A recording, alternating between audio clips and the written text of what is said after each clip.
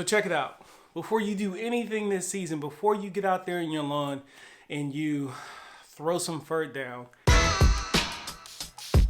this is just something to get your brain to start turning and twisting, because as we can see, the days are slowly getting longer, which means it's not too long before we'll be out there sharpening our blades, filling the mower up with gas, or charging our tools up, getting ready to go for this season all over again.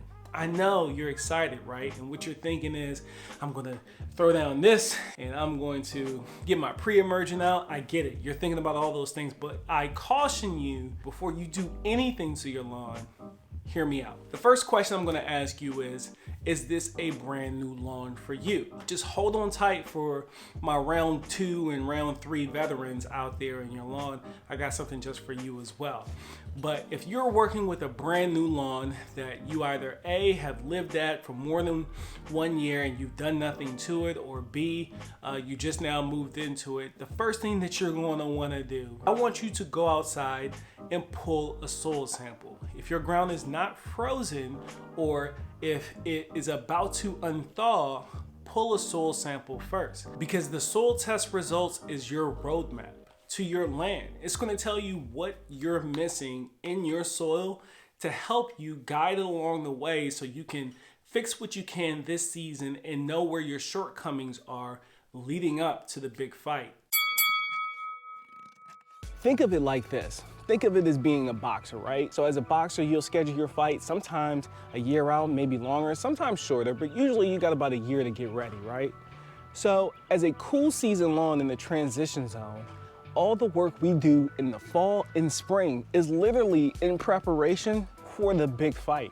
So once you get to the big fight, there's really nothing that you can do. If you didn't properly prepare and your lawn's checking out in the 2nd round versus the 6th round, then that's just what it is. So now all you have to do is be the best cut man that you can be to keep him going through the fight, or decide to throw in the towel. Get you your soil test done first before you do anything else. Now, once you get your soil test, and if you are having issues interpreting it, you can always reach out to your local extension office. Those guys would be more than happy to explain to you what your soil test results mean, and be willing to help you work out some type of health care plan for your lawn moving forward, okay? So step 1 is understanding what's in your soil.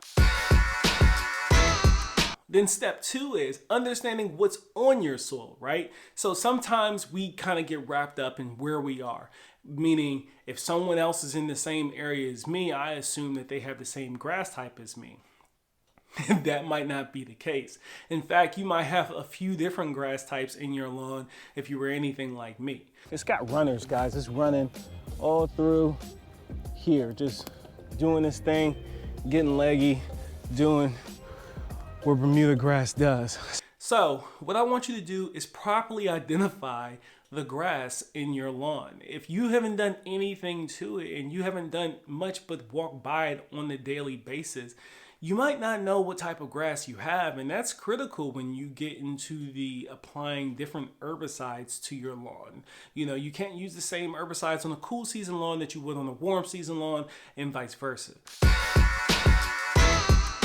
Now, the third step is really fully understanding your grow zone. Now, you can be in a cool season area and have cool season lawn. And then if you're in an area like mine, transition, it gets a little bit trickier, right? So we in the transition zone are called the transition zone because depending on where you are and where you fall within the range of this transition zone, you have the ability to flex a little bit. You can go warm season long if you want to, if you don't mind having a lawn that's probably going to be dormant for about 6 months of the year where I am here. Or on the flip side of that, you can go with a cool season lawn when you're a little further south, like my man Pete Denny down there rocking the turf type tall fescue in North Carolina. The pro to that is, although he has to struggle a little bit through the heat, the scorching heat of the summers, but his lawn stays alive and thriving for 10 months out of the year, and it really only has to struggle for a couple of months. So that's where, you have some give and take there in the transition zone. So understanding the grow zone that you're actually in, is key. Now, if you're in a warm season zone, I can't really help you too much. I don't have a lot of experience with warm season lawns, but I will happily list some famous YouTubers that I like quite a bit, and you can check out their warm season content and they'll be able to help you just fine.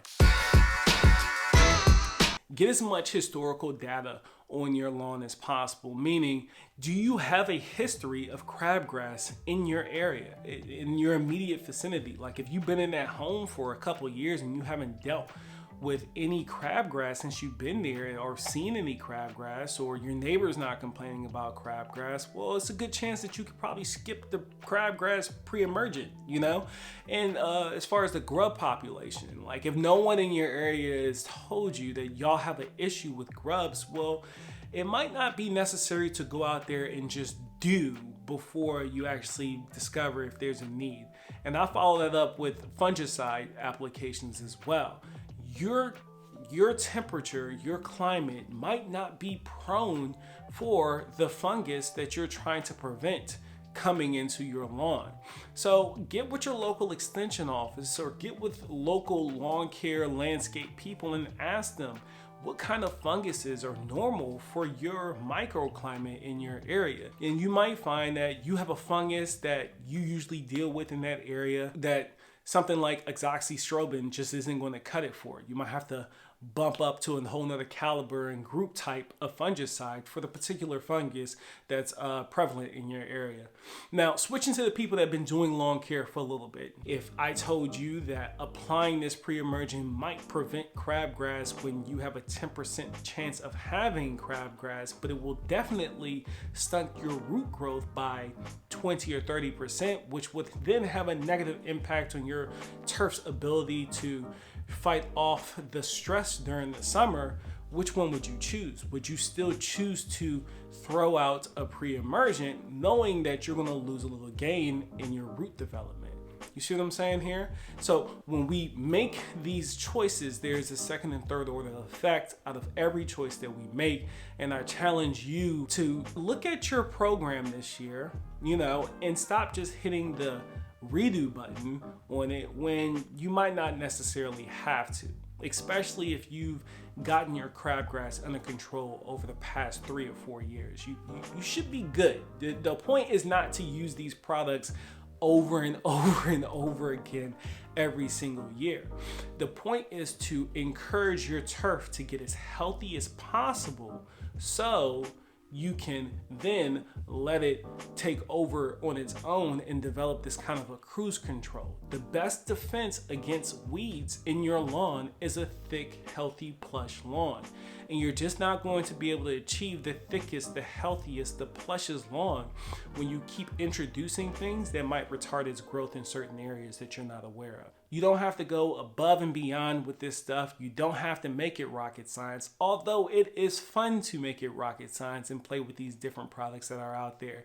It doesn't have to be complicated. So that pretty much wraps this episode up, guys. I hope you learned something in this episode. I hope that it was helpful, and I hope I see you next time when I do this again. This is just one of many that's coming this season, and I'm going to try to keep us as entertained as possible while we're counting the days till we get out there spinning those blades again.